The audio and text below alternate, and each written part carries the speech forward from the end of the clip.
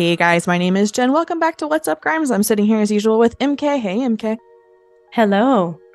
And guys, we are back with Lance Victor Moore. Lance is a San Francisco-based mask artist, face, jewelry creator, and avant-garde designer who was last with us in early October. We asked Lance to return to the show after seeing a recent post to his Instagram page regarding ensuring artists are given proper credit for their work. Lance, welcome back. Tell us what's going on recently. Hi guys, how are you? Glad to be back again. It was really nice talking with you the last time. Um, I mean, you know, I've always been someone who's advocated that um, I don't think that it takes a lot of effort from all parties of any creative endeavor to give proper credit to people, but to also be gracious about that.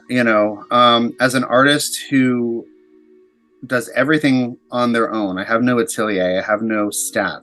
I do everything from beginning to end, which is design it, source the materials, create it, refine it, ship it, make sure I get paid for it, all these sorts of things.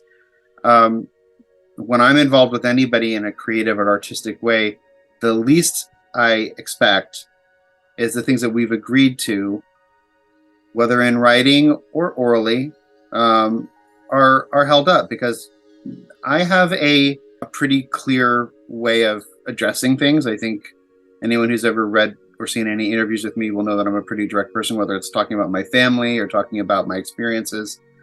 And I appreciate that in anyone I'm collaborating with. If you're not comfortable giving a certain amount of credit for something because you feel like it will take away from your aesthetic or it'll take away from your accomplishment, then those are things we should discuss beforehand. But when you get the general of, oh, it'll be great, we'll all get credit, it'll all be fabulous, don't worry about those things, then that doesn't happen. And then as an artist, I have to say, hey, you're not living up to your end, even though I showed up with the goods. That can be mentally and physically exhausting, because you shouldn't have to chase down the most basic thing, which is credits for your work. The Iris Van Herpen stuff specifically, as you guys know, my work was on her runway this year in July in Paris Fashion Week, Couture Week. And I designed multiple pieces for her, 3 pieces that were used, but I did design concepts for upwards of 30 pieces. Many of which they really liked, and we talked about using possibly for something in the future. And when the work came out, there was just a lot of issues with crediting, my name being misspelt where it was credited, or things not being credited until days or weeks later after things were posted on Instagram, of which I brought up to them, like, you might as well not credit at that point. People check an Instagram post within the first 4 or 5 hours, not the first 5 or 6 days. And I was clear. I was like, and you know this. You have social media people who know this. So adding my credit retroactively so that you can cover your ass later does not suffice, is not okay. And since I was not paid, given no budget to work with, the least I can do is expect that. If I had been a paid person who, hey, I'm a journeyman creating these works for you and you own these, I've been paid. At that point, you make the decision on what you want to do. My payment was my credit. Mm-hmm. And even that was not being done in a clear way. Of course, now, if you go on Iris's Instagram and stuff, if you see a picture with my mask, it'll say at the very bottom, "Mask by Lance Victor Moore." But even in that, you have to understand this was not something that just happened quickly. I worked with her team for 3 months working on these things. With Iris herself, with her team, with all these people, I'm sending them tons of drawing and sketches, sending them prototype pieces that I worked on, all this stuff to get exactly the in-between of what she wanted and what I wanted. And I was very clear with them too. I'm happy to create these pieces for your show, but my aesthetic, my vision must be in these. I am not part of your atelier. I am an artist of my own. And they respected this, or at least they said they did. Oh, that's what we want. We want your vision. We want your artistry. We want your vision. Great.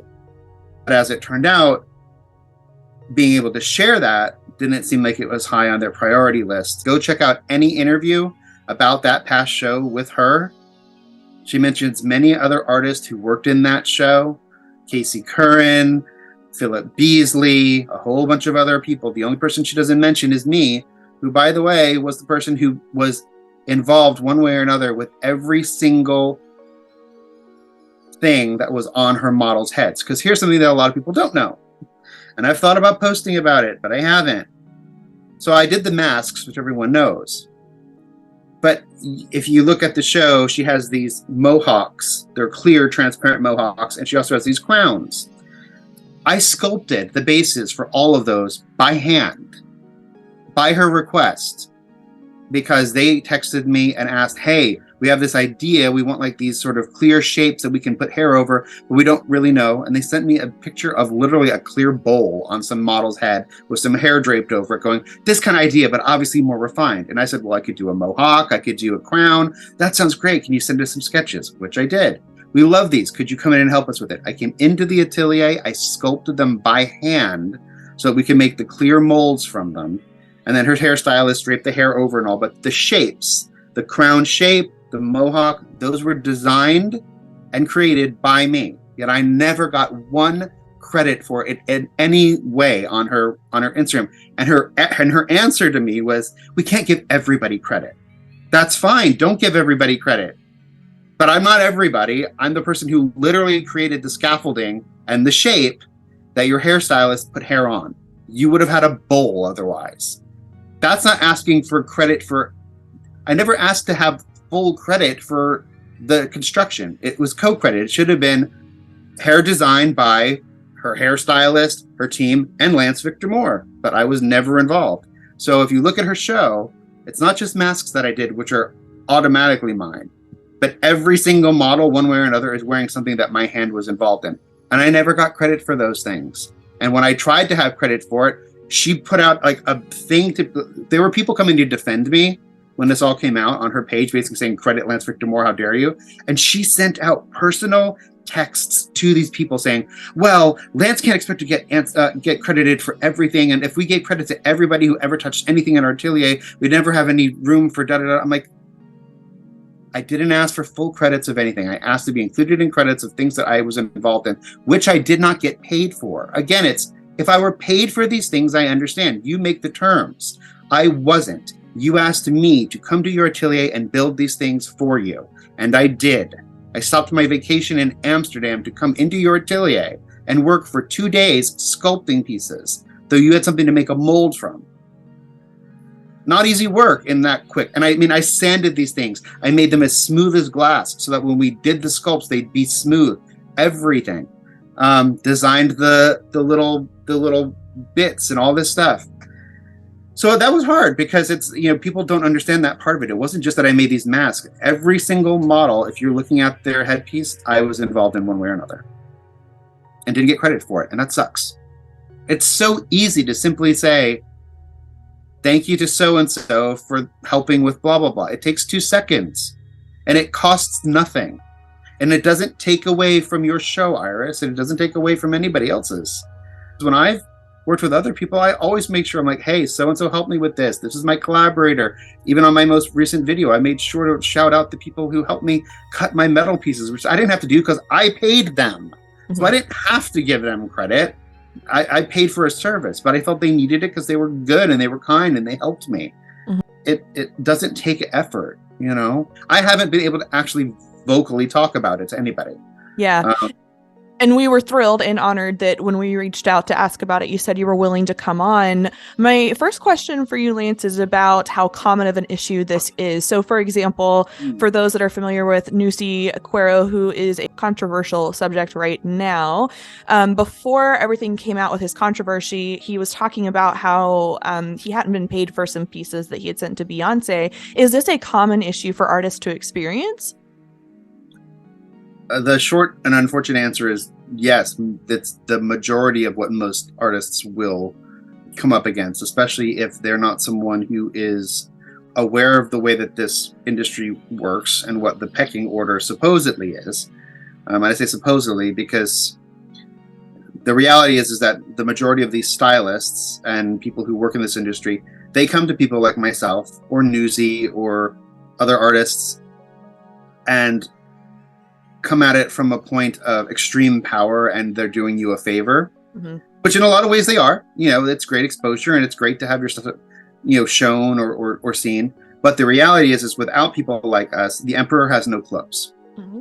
If you had the ability to have a mask like something I create, or a corset or bra piece like something the Newsy creates, and that was something that was easily and available to you at all times of the day, you wouldn't have to contact us, usually 5 or 6 days before you need it, to get the piece. So there needs to be a reckoning on how people in this industry, specifically stylists, view themselves and view the people whose work they take. Because if you simply see us as someone who's providing you with material, that takes away a great amount of what it is we are, which are artists and artisans. And to be very specific, without getting too specific, there are quite a lot of stylists in this industry, specifically Los Angeles, who take full credit for a shoot and all the clothing by simply putting styled by so-and-so, and not give the credit to all the things that were styled. And being a stylist does not make you a designer. There are some stylists who are designers, and there are some designers who are stylists, but those two are not automatically commingled or co-married. And that is a part for me, certainly as I've grown in this industry and had more opportunities and have had more inquiries, that I am very clear about, which is making sure that there will be a credit for my work, whether it's in print or on social media or in video or in any kind of behind the scenes work. I'm not going to go into specifics. To be very clear, I did not sign an NDA, but I'm still trying to play nice. The Beyonce video in particular, or Beyonce in particular, I should say. I've never had any interactions with Beyonce herself, so I have nothing to say against Beyonce, just being clear. But her team and people and her stylists and stuff, I was approached to be involved with some visuals for something that she was working on recently. And I don't want to, again, go into too much specifics. Long story short, and we talked about this a little bit earlier, the best piece of advice I can give any artist, if you're loaning out your work to any brand, stylist, celebrity, other words, when you have sent your work, make sure you keep track of where it is at all times. But more importantly, once they receive it, whether it is with the stylist themselves, the production manager, the person who is on set, who's in charge of a wardrobe, whomever it is you have as a contact, first thing you should constantly make is, have you received the work? And did the work arrive intact and undamaged? And make sure whoever it is confirms this to you. If they're unwilling to confirm it, if they can't, if they're like, oh, we haven't checked yet, tell them, I need you to do this. I need verification that my work arrived safe and sound. There's a reason for this. Do not feel bad for doing this. The reason for doing it is because if they send you back your work and it is somehow damaged or broken or unusable, you now have a paper trail, or receipts, as the kids like to say, of the person in charge you were close to who said everything arrived fine. Because, and I won't go into specifics whether it was Beyonce's team or not, but let's just say it could be, it could not be, it could be any other person, but I have received my work back after getting these confirmations and have had things come back damaged. And when I brought up the fact of, hey, I received something back and it was broken, it was destroyed, it was chipped, it was bent. When you get the reaction of, oh, we received it like that, which is what they will tell you because they don't want to pay you for your work, that is when you can show them what they wrote to you the last time and say, well, that's unfortunate for you, but here it is when I asked and you said that everything arrived fine and safe. Therefore, you will be paying me for my work, which is damaged, since I have confirmation that you told me that you received it and it was fine. That is going to be your only real recourse in this industry, because you're not going to, who in this industry has money or time to go to court to try and get something from small claims? But if you've got the receipts and you've got something that literally says you told me you received it and it was fine, and I've now received it and it's broken, the onus is on them to pay you for your work. And most stylists have enough common sense to know, hey, paying you for your work that's broken is a lot less of a hassle than having you come out publicly and say, here's a confirmation email that I got saying they received my work. Here's a picture of my work that I received back, and here's them telling me to go, kick rocks, because no stylist wants to have to deal with that. And to a certain degree, no fashion designer should want to have to do that. Someone like Iris Van Herpen, where I've recently had to put out things very clearly and publicly, talking about how I felt I got treated by this, all could have been easily avoided if things that we had agreed to had been lived up to from their end. Because to be very clear, I not only lived up to my obligations and everything we agreed to, but I came prepared when I went and hand delivered my work to them in Amsterdam, which, by the way, again, I was never compensated for in any way. They never even paid for a cab ride from the hotel straight to their atelier. That's how much I didn't make on anything. Paid for every single thing that you saw, cleaned out my bank account and my savings for it. But when we arrived, I arrived not only with the pieces, but with a suitcase full of tools ready to change or switch up anything that you wanted. I wanted to be ready if she said, hey, I want you to cut this off or bend this, that I could. And I was told by her and her team that my work was perfect and they didn't need to change anything. And that's why everything showed up.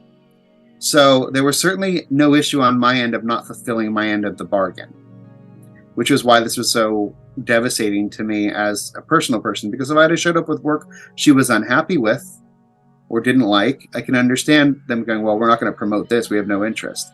But the fact that my work, for all intents, and if you look at any articles out there, almost all of them use one of two images of my mask to promote this last show. They were obviously a seminal part of the show. So to not have that brought up as being important in any of her interviews and anything that she talks about in any real way has been, as an artist, really devastating. I don't know. Did that answer your question about? I can ramble. You guys have dealt with me before. We have, and we love it, and our audience loves it. So go on. But that's on that. And I don't know if you guys looked at my Instagram today and what I had posted just recently. I felt the need to protect myself going forward, which I did, and I'll be doing also tomorrow and the next day. I'm going to be posting a total of about 12 or 13 of my concepts that I had done for Iris and her team, many of which they found great interest in, many of which we almost went into producing for this last show, of which I was told, well, we'll hold this off for something else. We really like it, but her last show was only 16 pieces, and so we decided 3 pieces as sort of broken up was a good bump in that. But obviously I'm not going to be having that collaboration in the future. But what I will say is, and again, I'm not going to get specific, people can read in what they want, but it is common for designers to come to another designer with pictures or references or artwork from things that they have scoured from the internet or from other artists who have told them, I don't want to work with you. But they still like that artist's work, or they still like that artist's concepts, and say, hey, do you think you could create something similar to this? Or I'd like to use this as a jumping off point. All of which is very insincere when an artist who you've already contacted has told you, I don't want to work with you. So you take their work and take it to someone else to see if they'll make a facsimile. And I've had that happen to me quite often, where people have presented me with work like, hey, I really like this silhouette in this shape. Do you think you could create something like this? And my answer to them is, I absolutely could create it. However, you should probably contact the person whose photo you're presenting to me, because obviously they can create it too. And I am not in the business of blatantly trying to copy other people's work. That being said, every artist finds influence from other people. That's fine. But that is different than saying, make me this thing, but change it just enough so I can't get sued. And what's not going to happen with anyone going forward with my work is people getting free design work out of me and then having someone else make a slightly altered version of it, or their ateliers make a slightly altered version of it, or their team or whatever, and change it just enough where I not only don't get paid, but also don't get any credit for it. So I felt the need to put out a lot of the work that I designed, so that should any of these things or any of their elements or any of their visual language show up in the very soon to be coming up Paris Couture Week or any of those fashion events down the road, that I've got some provenance of saying, this is when I posted it, here's a timestamp, here is a date, and people can cross-reference that and feel free to decide who had the idea first, and if it makes sense that anything might have been usurped. And it's unfortunate that I have to do that because it opens me up to the fact of other people seeing my work that are concepts and copying it, and I don't, what are you going to do? But to me, it was an important thing to make it clear that this work was work that I did, work that they appreciated, work I did not get paid for, and therefore I don't have to keep this work private. If I had been paid for this design work, that would be different, and that's something for everyone to listen to too, is if you are paid for design work and there is a contract, no, you cannot post your work unless you get the okay from whoever paid you. And you shouldn't, by the way, because they have paid you for a service. That is not the case with me and Iris, and therefore I have full autonomy and will be very clear about what I did and didn't design, since I'm fighting an upward battle. And I wish someplace like Diet Prada would take the time to maybe not try and pull down smaller artists sometimes like they do because of personal politics, but would maybe stick to what they say their original mission statement was, which was to uplift smaller artists in the fashion industry and to hold larger designers accountable. And I've reached out to them, and other people have reached out on my part, and I haven't heard anything back. So it's, at this point, me just putting the work out there and hoping that enough people see it to at least have some sort of baseline of provenance for stuff. But yeah, it's you have to protect your own design work, because even if it's not physically made, the idea is still yours unless it's been purchased by somebody else. And it can be scary when something goes off the rails like it did for me and Iris, to go, well, shit, I mean, she's got a lot more money and ability to produce things than I do, a bigger team to do these things, and the only recourse I have is to at least get my ideas out there before she gets anything physical out there, so that people can make up their own minds on what they think the logical conclusion would be of how that might have proceeded. And I have faith that people have enough common sense to connect dots, you would hope. So yeah, we very much admire how vocal and passionate you are about protecting your brand. Have you always been this business savvy? I know you mentioned, yeah. Not at all. I've learned, unfortunately, from putting my feet to the flame. And to be clear, so that people don't think I'm coming at this as only like this industry sucks, and there are lots of great experiences I have had, which is what makes the ones that aren't so much more tangible.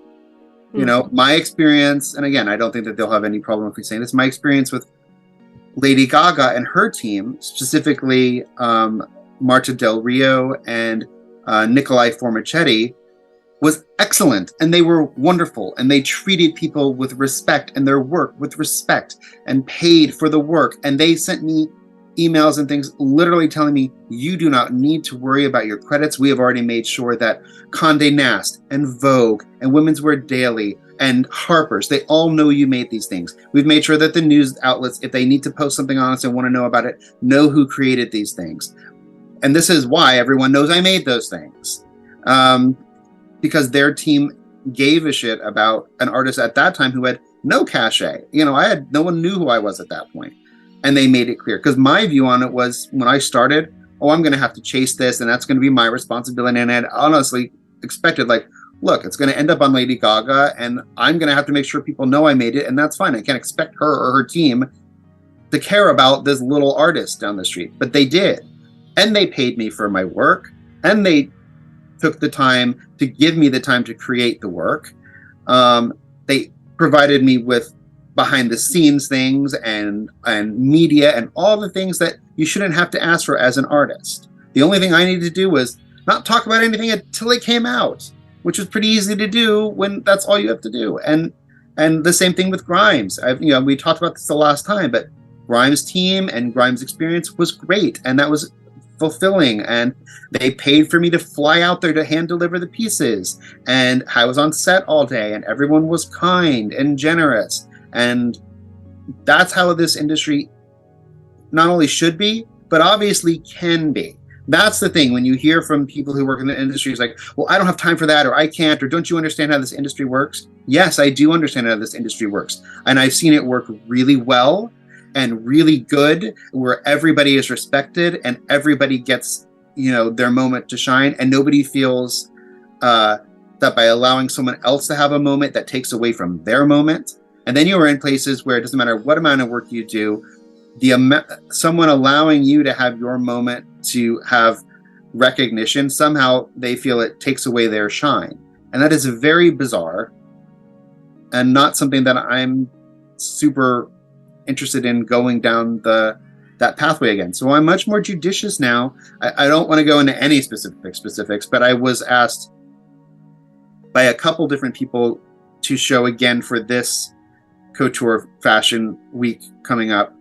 I'm not going to be, at least not as yet, unless there's something last minute comes up, because those particular inquiries did not meet a set of criteria that was very, very reasonable from my end, which was like being able to post my work on social media and being paid, even if not for the work, at least for the materials for the work and sort of things. And the overall thing being, well, don't you know, though, you'll be shown in Paris Fashion Week and it'll be amazing and exposure.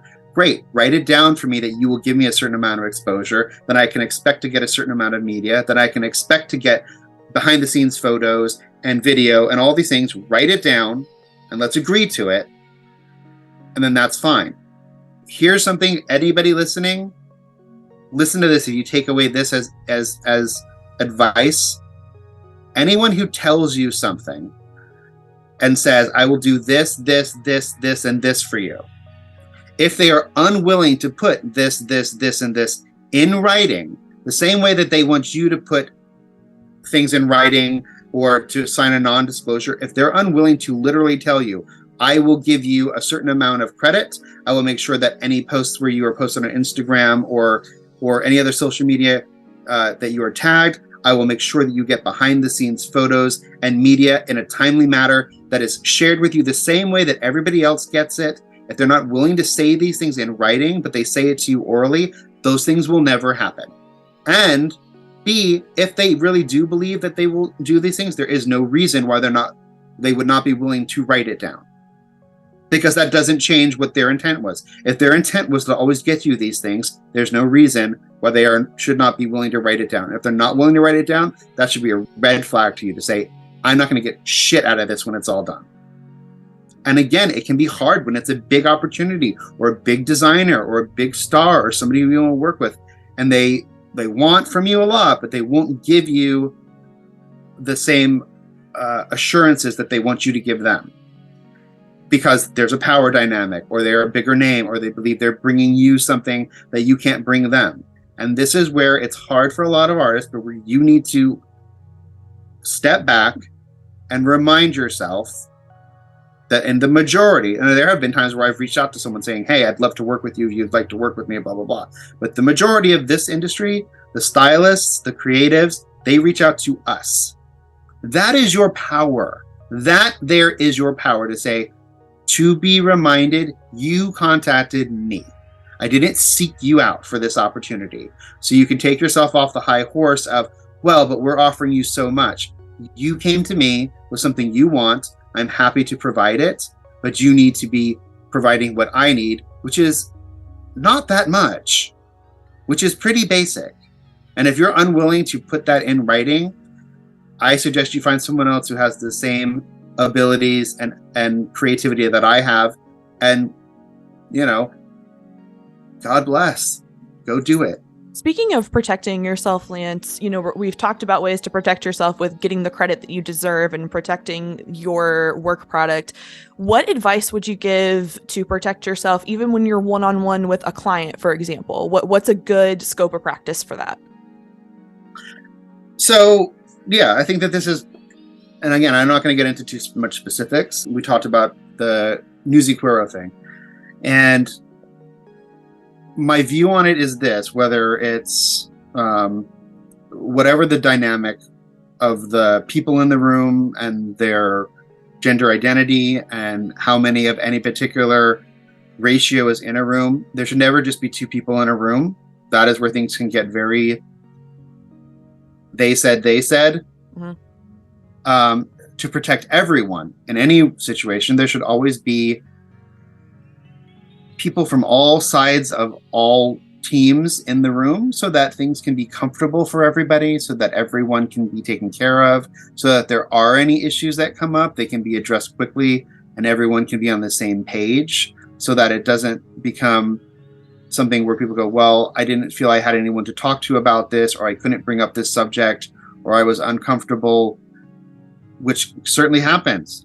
But there should be someone that you can talk to who's uncomfortable. But I also believe this, and I try to remind myself of this when I'm on sets, and I would like to think, you know, people who've worked with me in general will know this, that I check in on any models that I'm working with on a shoot or anything, male, female, non-binary, anyone in between, to make sure that anything I'm putting on them, anything that they're wearing, anything that they're not wearing, that they're comfortable, that they're okay. Because in general, most people will say, yeah, I'm fine, thank you for checking in.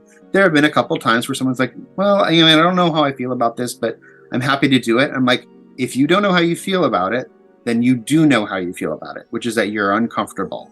And there are other things we can do to get the shot or the video or the picture or the image without you feeling uncomfortable. So if you're not okay 100% with what we're doing, we will do something else. Giving people the opportunity to tell you that, as opposed to going, well, they didn't say anything. They didn't say anything, so they must be fine. That is not a good excuse, unfortunately. And it's also not something that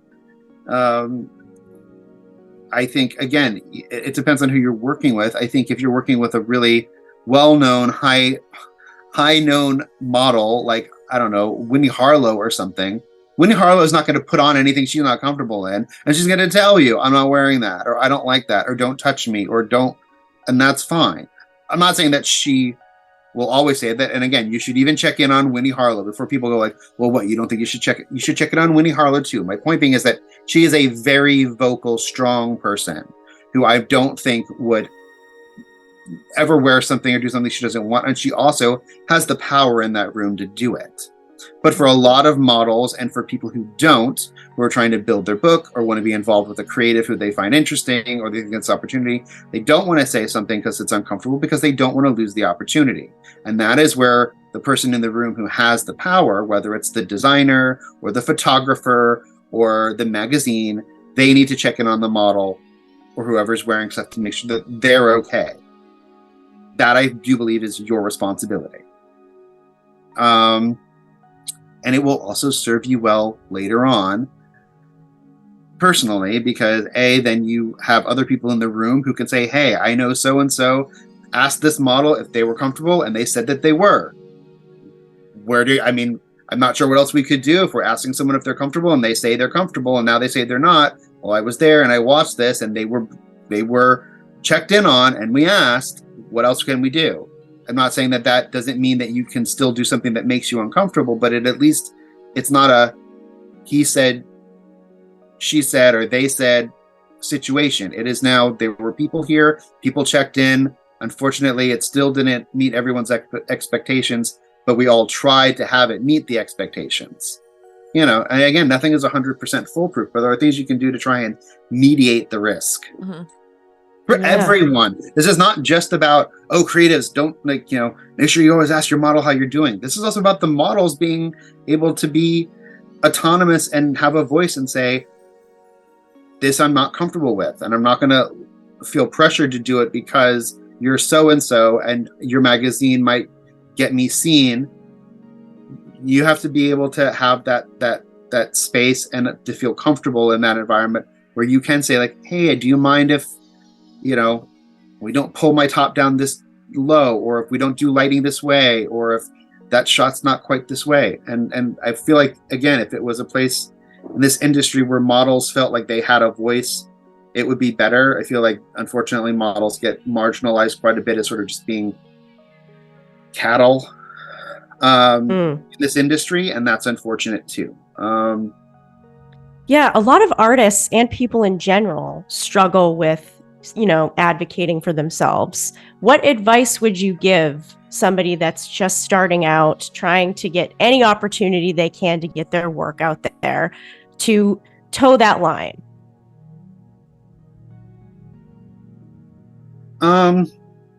It's a difficult one because I'm certainly not, top tier of the top list, but I'm enough up there where I have a bit of the ability to say no. And I think that in and of itself is its own kind of power, to be able to say no. I think when you're starting off, you feel like you have less of that power because, well, if I say no, I might not get another opportunity, much like what we were just talking about. And so a lot of times people just say yes to everything because they think, well, the more things I do, one of them's got to pan out and got to work out. Sure, if you're playing the lottery, those sorts of numbers can work in your favor. When you're working in fashion or in art or in creative things, if you're working on too many things, hoping that one thing will work out, what it's going to do is A, give you burnout. B, it's going to not allow you to give your best work to any particular project because you've got 6 different things going on. And it's also going to open up yourself to being given the perception by people in this industry that you'll just say yes to anything. So I think that you do need to curate your yeses. And what I mean by that is don't say yes to everything. But also, if you do say yes to something, be sure that what you are agreeing to is first and foremost something that you can provide and really show up with, because the worst thing you can do is say yes to a project and have it actually be a good team, a bunch of people who are nice and cordial and good, and then you show up with something that's not the best standard, because what that will do is, this industry is small. And I found this out myself by being so vocal, unfortunately, is that this industry is small and that people will talk. Whether they like you or they don't like you, or they think you're talented or not talented. And if you garner a reputation for not showing up with the work, and that's not because you're not good at it, it's just because you've spread yourself out too thin or whatever it is, those opportunities will come less and less, because people will be like, why do I want to take the time and then find out I'm going to get something that's not quite what I wanted? The opposite of that, though, is that you do need to be assertive and own your worth when you walk into the room, and be aware, most importantly, that they've come to you. Generally, I mean, there are times, like I said, where I will reach out to someone and say, hey, if you'd ever like to work together, I'd love to create something for you. And those have worked out in my favor too. But there are other times where, and the majority of times, it's going to be people reaching out to you. But own that. Use that to your advantage of like, hey, you've reached out to me. Obviously, I have something you want. So I have all the right in the world to ask for what I need to make this worthwhile for me.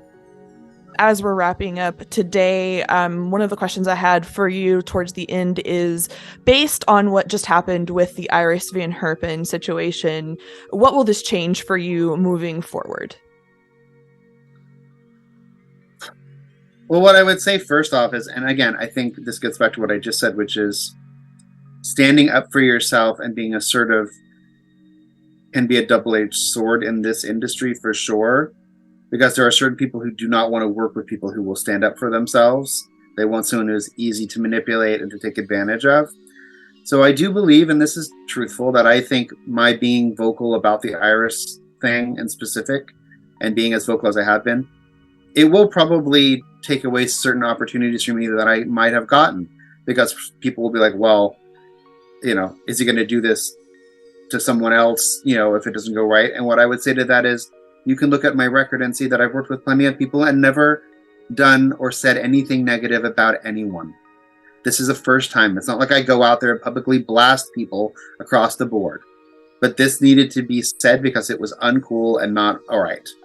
And if that means that I get less opportunities, I'm willing to take that, because I think that people that understand why I did it and hopefully have empathy towards it those are the people who I'd want to work with anyway.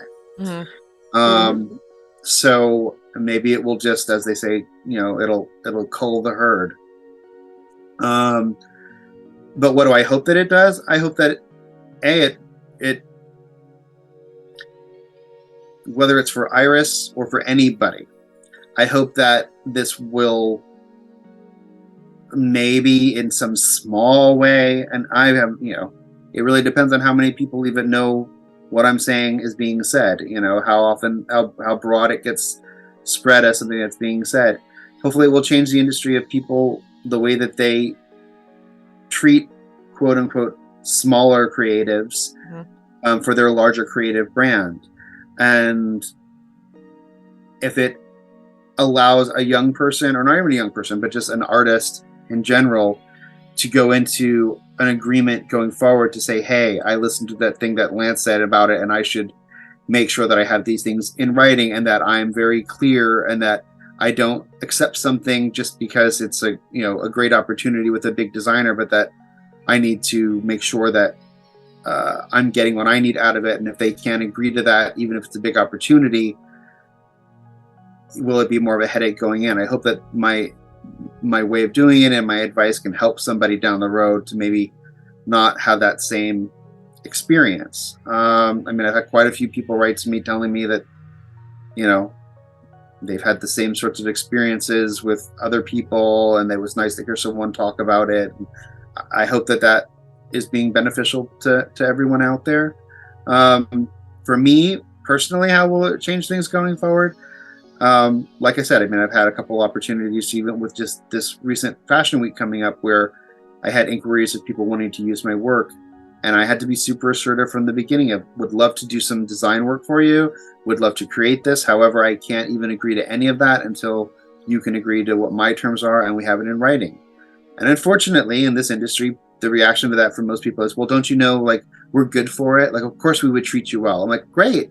Then if you say you will treat me well, there is no reason why you won't put it in writing. You want me to sign your NDA that says I won't tell anybody about how you create things in your atelier or da-da-da-da-da, which I haven't. The least you can do is sign something saying that when we say we're going to give you behind the scenes media, or we're going to give you access to things, or we're going to make sure you get credit, that you actually get those things. And if you're not willing to put it in writing, then I can probably expect that I'm not going to get those things once you've received what you want from me. Again, I don't want to bemoan this because it's been going on, but the interactions that I had with Iris and her team before and after they received the work in hand, and therefore had control of the work, was night and day. And that's what I can say about that. It was grand and lovely, and everything was kind, and everything was wonderful. And then once the work was there, it was as if I was an intern. And I made this very clear to them, because they have lovely interns at Iris Van Herpen, by the way. They're lovely. They were all very sweet. I got to hang out with a bunch of them, and they were very kind. But I made it very clear to her and her team that I was not an intern. I was an artist that you came up to, who you wanted to use their work. And, I would say that, that's something I've learned too, is to be able to hold myself in the same esteem that I hold the people that I work with. Because I don't say earned. Earned is a weird word, because there are a lot of things in my life that I have gotten just by easy access of gender and skin color and place of origin and all those things. So I understand earned is a weird word.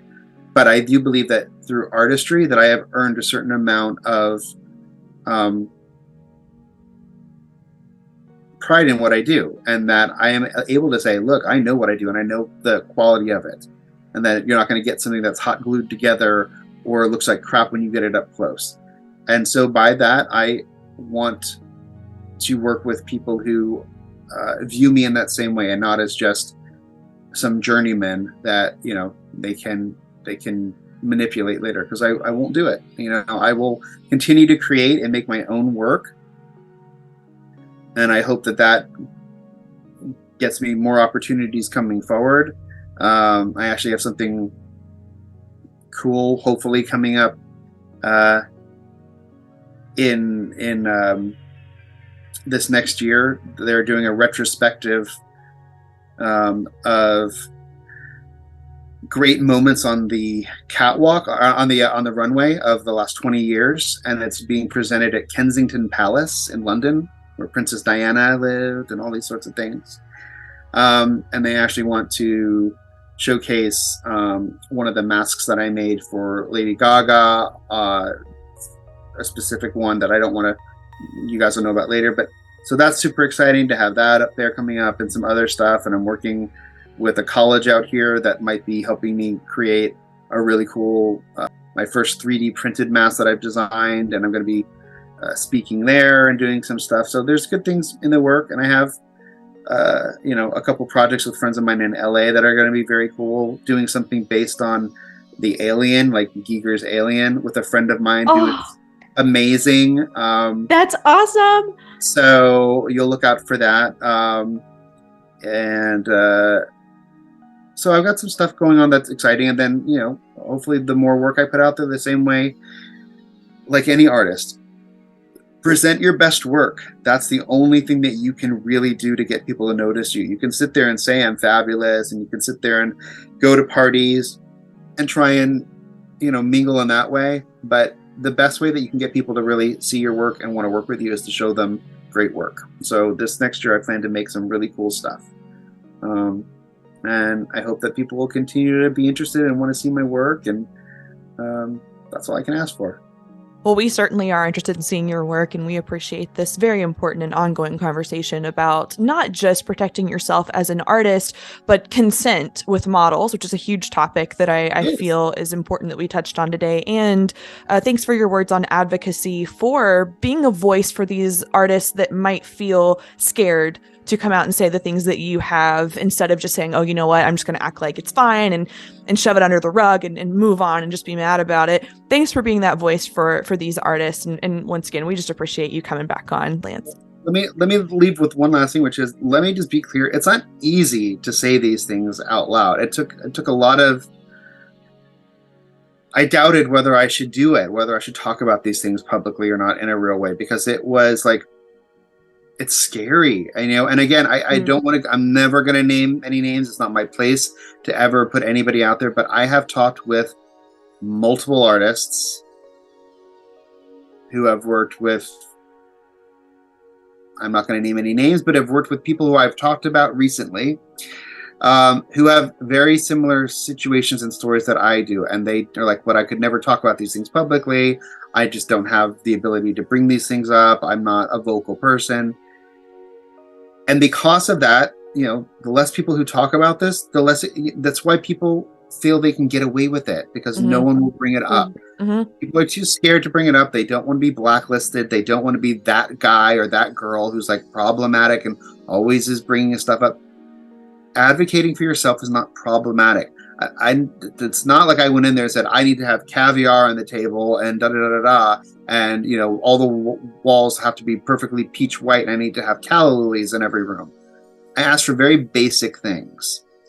When you ask for basic things and you're not given those things, you have every right to say, hey, I fulfilled my obligation and this person did not, and people should be aware of it, because if you work with this person, make sure you get things in writing. And I don't feel